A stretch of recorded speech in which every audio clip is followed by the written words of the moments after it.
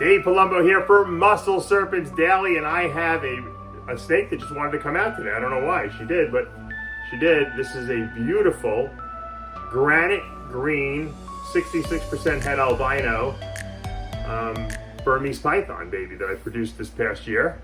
And she was being like, I thought she was just being nasty, and I think she just wanted to come out. And you know, a lot of times these Burms, you know, take a while to calm down, but this one is really, you know, they get a little, they blow a lot of air when they first come out, but she is exquisite. I really love her because she's like, you know, the green is patternless essentially, and then you throw granite in there and you get a little bit more interesting detail. It kind of really changes things up a little bit, and I really love the way she looks. I have her up for sale on Morph Market. I'm actually almost thinking about keeping her. I really like her a lot. I obviously have the Pied project that's coming up, but I might keep her, and this might look great in Pied. You know, this green granite is a great combination. Really, really nice. I really am digging this, I got to tell you. Today we're going to be looking at some boa breeding that's going on in the snake room. We've had a little bit of a weather drop and some temperature drops here in Florida, and it's funny because the snake room hasn't gotten that much cooler, but I think the snakes can sense outside when pressures change and stuff like that. Ooh, the door just blew shut here. And full of most pythons and boas, we got ghosts in here.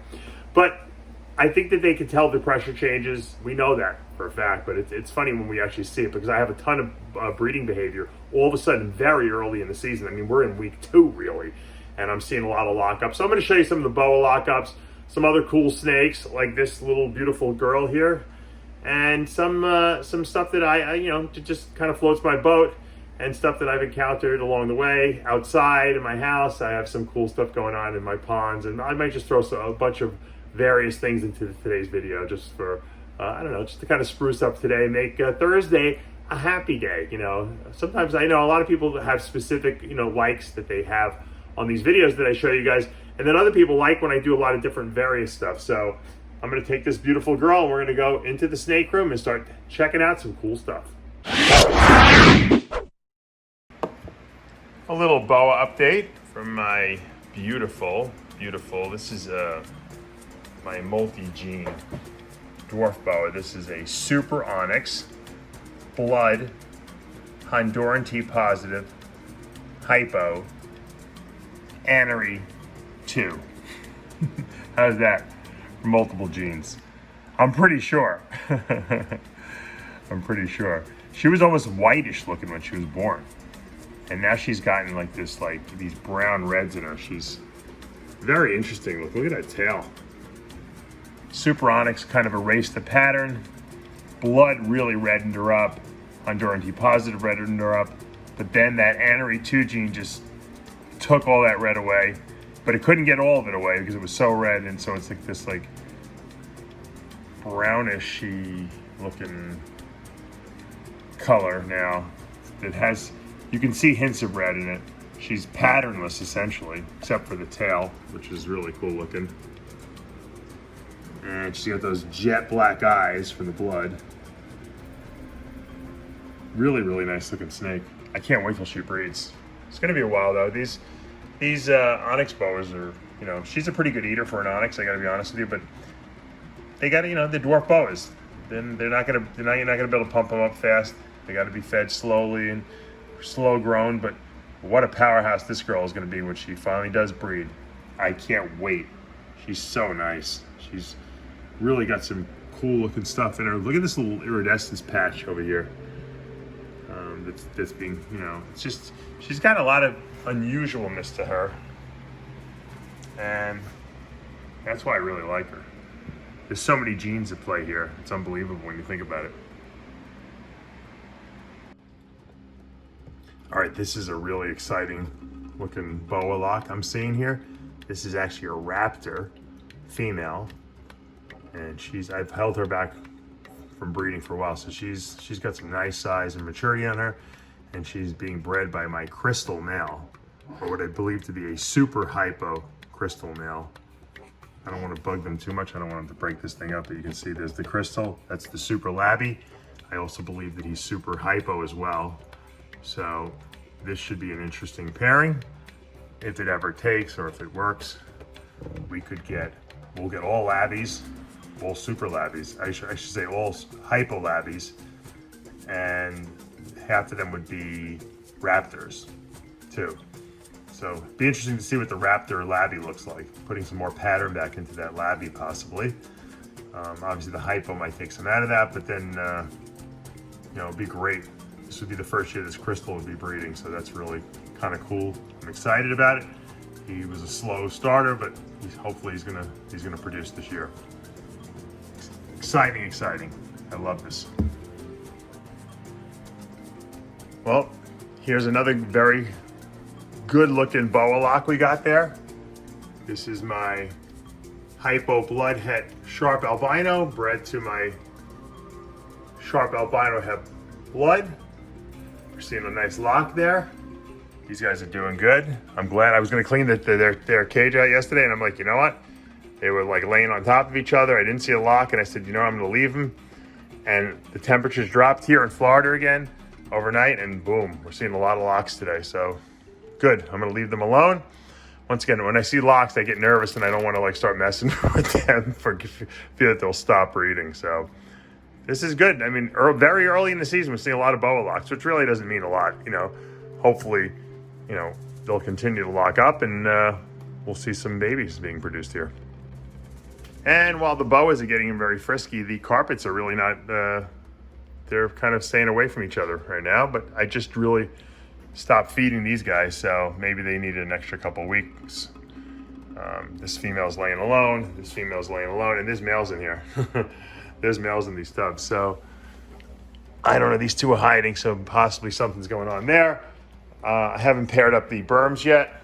Burmese pythons will probably be getting paired up in the next week or so. They're gonna get ready to go. I'm just really starting to feed them up to size. There's my star pupil, hopefully. My pied male will hopefully be doing some breeding this year.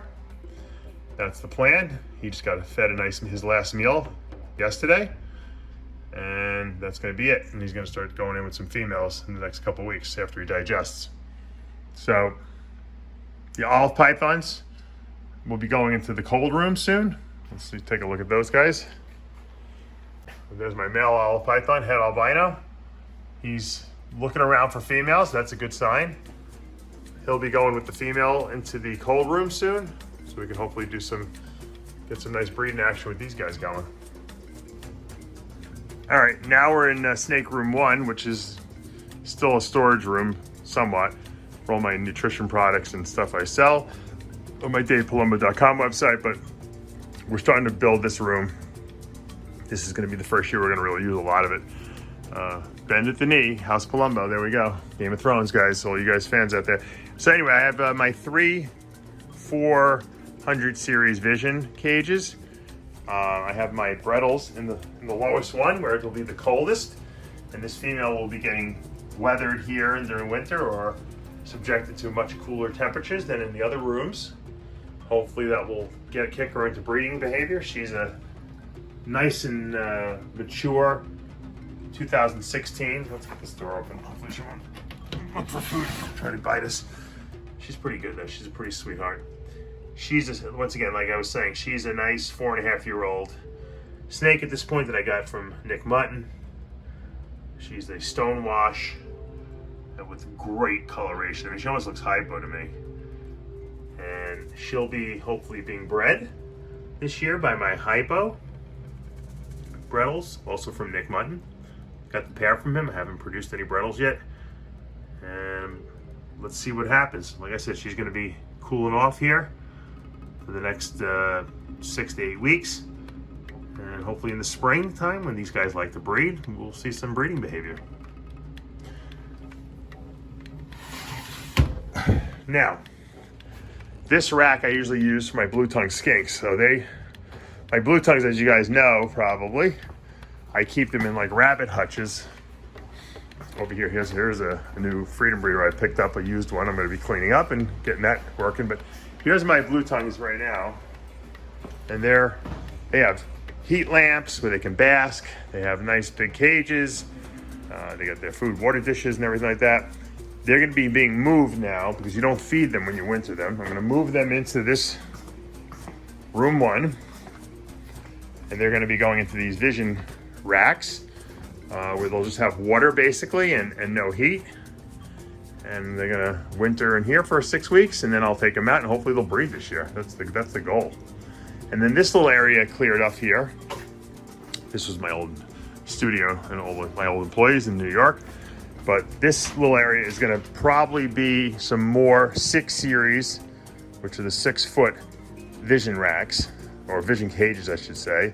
And I'm gonna put a stack of 4 of them here, and the olive pythons are gonna stay in here for the winter, and they're gonna stay in here in the summer. Then I think it's just too warm in the other room, and so this is gonna be like the cold room, or the cooler reptile room. And I think the olives will do better in here, and maybe we'll get some breeding behavior from them. I'm gonna really crank the AC on this room this winter, because in Florida, we just can't open the doors. It's warm in the summer, in the winter a lot of times, even though we're having some cooler days these past few days. And then, so we'll have that vision racks here, or vision cages here. We'll have the smaller 4-foot vision cages here. I'm gonna add 1 more on top of that because I have some diamond pythons that are gonna be moving in here as well. They're small though, they're not ready for the big cages yet. And then of course this will be used for, you know, maybe the male brettle and then the blue tongues. So we'll start with that, and then at some point I'd like to clear out some of all this packing supplies that we have here and probably move them over to this side once I clear out all this. This inventory is being shipped out. This was an order we had sent out that some of it was damaged, and they sent it back to us, and I had a desk here originally, so I put it here.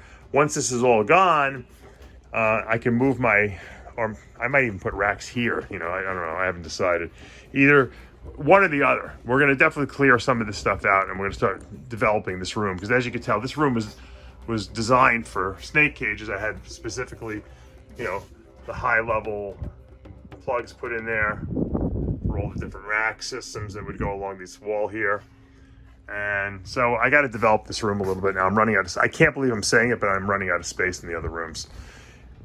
So we'll see how it goes. All right, now we're getting ready to feed the blue tongue skinks. Probably maybe the last time for the season. We'll see, at least for wet food. I give them, I had this really high-end dog food that I used to feed my dogs. For some reason, they don't like wet food anymore. And I have all these cans left that I spent a lot of money on, these Wellness, finely ground chicken. There's all kinds of good ingredients. There's no grain in these things. And so I give them this stuff, and they seem to like it. So I got 4 blue tongues. We got 4 little dishes for them to eat out of. And we're gonna put this in the blue tongue skink cages. Let them eat. I usually give them like once a week, maybe twice a week, or every 5 days. I'll give them some wet food, and they eat dry food the rest of the day. Good thing is these things really are pretty easy. I mean, I find that they don't really eat a lot, you know. Some people tell me their blue tongues eat a ton of food. Mine don't, maybe because they're adults, and they seem to put weight on, so they don't need to be overfed. Probably better off having them a little on the leaner side. I'm sure in the wild they don't eat every single day, you know. So I've given mine greens. They don't like greens. I have carnivorous blue tongues. Some people give theirs greens and stuff like that. Let's see, this guy's my axanthic male is out right now. He might want to eat. Change his water bowl. This guy, I think he goes for a little I've sometimes have found him out and about. He'll leave the cage. I think he knows how to open the cage up, and then he'll go back in the cage. So I'll find him sometimes out and about, and sometimes I'll find him back in the cage. So he's obviously climbing in and out of the cage because he knows where the food is. Now that's a smart blue tongue skink, if you ask me. Very, very smart. All right, guys, that's it for today. We're going to wrap things up. I'm still here with my beautiful green granite female Burmese python. She's been very well behaved, and she's really like coming out. If you guys are interested in her, she is for sale on Morph Market. Check it out. There's all my other Burms from there up for sale too, and they all have some decent size on them. I mean, they're not huge. I feed them slow, but this is the time to nail them right now. Snag these girls. I have some good hypo granites, and I have a granite, and this, of course, gorgeous female right here. So I hope you enjoyed today's video. If you have ideas or you want me to, put up some other stuff, let me know. Put them in the comments below. And thanks for all the great feedback I got on the ultraviolet ball python that I did the other day. That's that crazy Enchi Hypo Super Hurricane rainbow ball python I produced, and I've asked you guys for names, and I've got a lot of good suggestions, and I might go with them, or I might go with my suggestion, which was the ultraviolet. I don't know. We'll talk about that maybe either later this week, maybe over the weekend, or maybe early Monday. We'll make that decision. For now, though, you know what to do. Hit that subscribe button, turn on your notifications, hit the like button. We'll see you back tomorrow.